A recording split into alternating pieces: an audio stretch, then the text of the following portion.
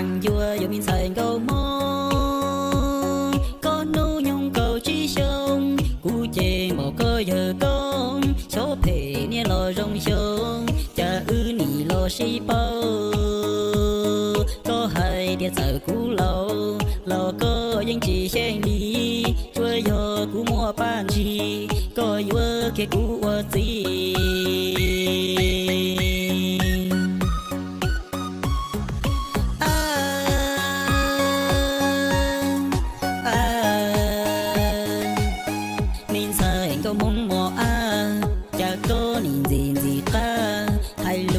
kia của ta lo cú mà chỉ xia chơ vì cú từ mùa tu nha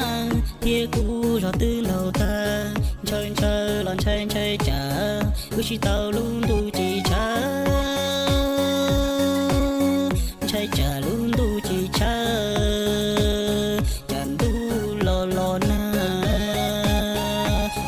chơi trả có kia uống câu pha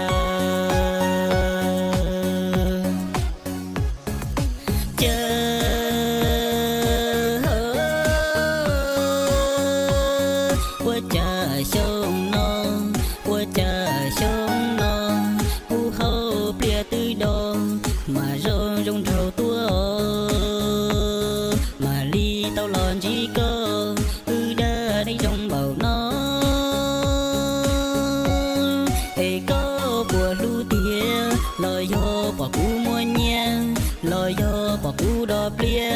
hay có làm gì có cú chỉ kế cho xia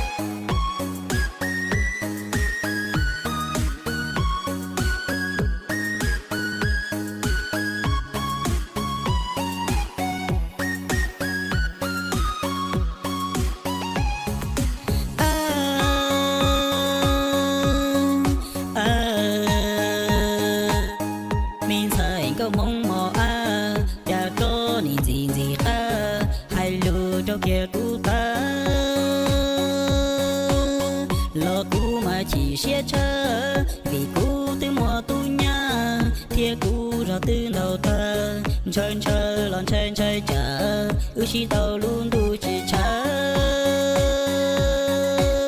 chơi chờ luôn tu chỉ chờ chẳng tu lo lo na chơi chờ có kia uống câu pha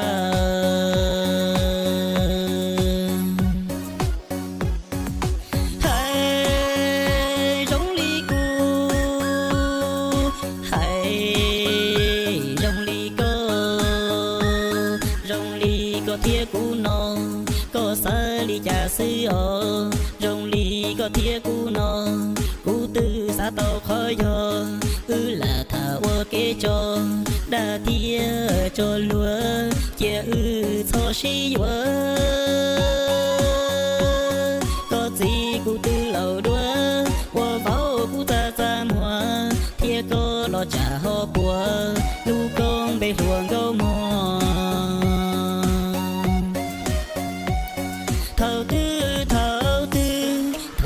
cũng do có thầu tư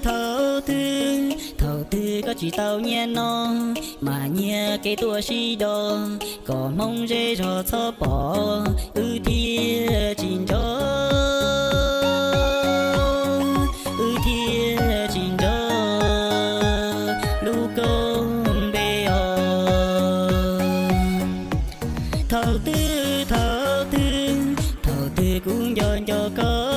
thầu tư có chỉ tao nhẹ nó mà nhẹ cái tua xí đo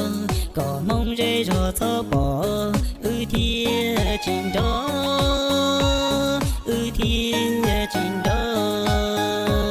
lu công bê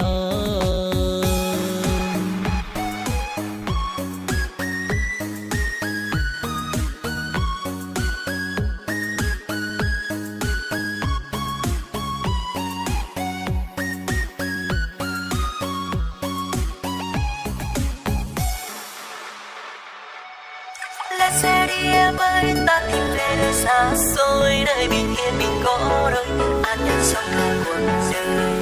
lòng ta luôn thanh cao không kênh đua nơi ồn ào tâm lực như dòng đứng nhìn quên lời xanh về buồn phiền.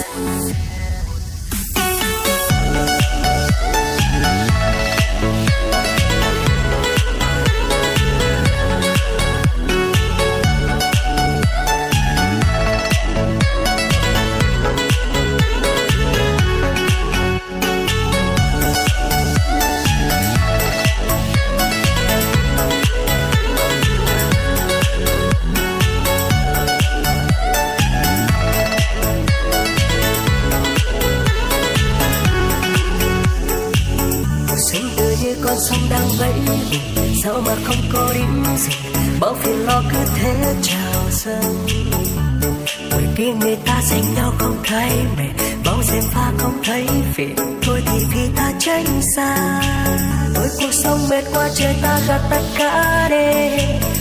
tìm cho mình yên bình sau thời gian ngủ mê ta cùng đi về nơi đồng quê cuộc sống há hê cuộc sống thần tiên một lúc leo tranh và hai trái tim mà là xe đi em ơi ta tìm về nơi xa xôi nơi bình yên mình có đôi an nhàn sống cả cuộc đời tâm ta luôn thanh cao không kinh đua nơi ồn ào tâm lần như dòng nước nghiêng quên lời xanh quên muộn phiền tình ta luôn không xa khi mà ta chung một nhà yêu đầm gió ngày tháng qua lúc nào chân cùng một hoa tâm ta luôn thanh cao không ganh đua nơi ồn ào tâm lần như dòng nước yên quên lời xanh quên muộn phiền.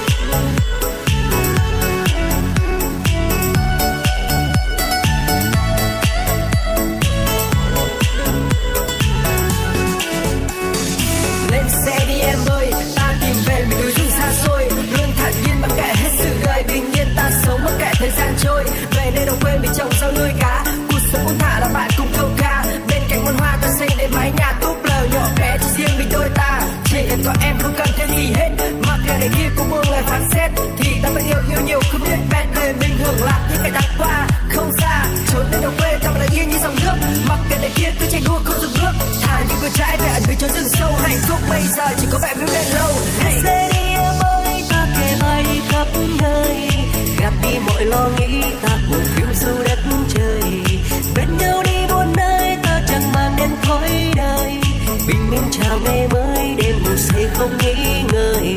Let's say đi em ơi, ta cùng về nơi xa xôi, nơi bình yên mình có đôi, an nhàn sống cả cuộc đời. Năm ta luôn thanh cao, không khanh đua nơi ồn ào, tâm lặng như dòng nước nghiêng, quên lời xanh quên muộn phiền. Gạt hết tất cả em ơi, bằng chi vô quy xa xôi, thời gian vẫn cứ em trôi và hạnh phúc sẽ mãi không xa vời. Bình yên quý lắm em ơi, lặng yên ấm áp bên tôi, tự như nước vẫn em trôi và hạnh phúc sẽ mãi không xa vời. Let's say đi em ơi, ta tìm về nơi xa xôi, nơi bình yên mình có đôi, an nhàn sống cả cuộc đời. Tâm ta luôn thanh cao, không khanh đua nơi ồn ào, tâm lặng như dòng nước nghiêng, quên lời dân quên muộn phiền. Let's say đi em ơi, ta tìm về nơi xa xôi, nơi bình yên mình có đôi, an nhàn sống cả cuộc đời. Tâm ta luôn thanh cao, không khanh đua nơi ồn ào, tâm lặng như dòng nước yên, quên lời dân quên muộn phiền.